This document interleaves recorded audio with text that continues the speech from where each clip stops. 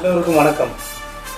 தமிழக வெற்றி கழகம் சார்பாக ராமநாதபுரம் மாவட்டம் பரமக்குடி மேற்கொன்றிய தலைவர் கார்த்திகேயன் பேசுகிறேன்.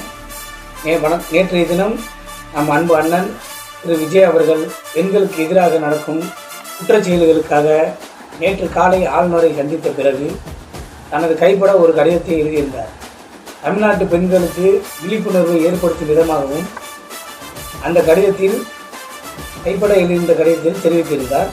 நம் தலைவர் அந்த கடிதத்தில் எழுதியிருந்த வார்த்தைகள் பெண் பிள்ளைகளுக்கு எதிராக நடக்கும் குற்றங்களை கண்டித்தும் உரிய பாதுகாப்பு வழங்க கோரியும் பெண்களுக்கு ஆதரவாக ஒரு அண்ணனாகவும் ஒரு அரணாகவும் நிற்பேன் என்று தனது கைப்பட எழுதியிருந்தார். இந்த கடிதத்தை கூட தாங்க முடியாத தமிழக அரசு உரிய நடவடிக்கை எடுக்காமல் நமது கழக பொதுச் செயலாளரை கைது செய்து பிறகு விடுதலை செய்தது. ஆனால் இந்த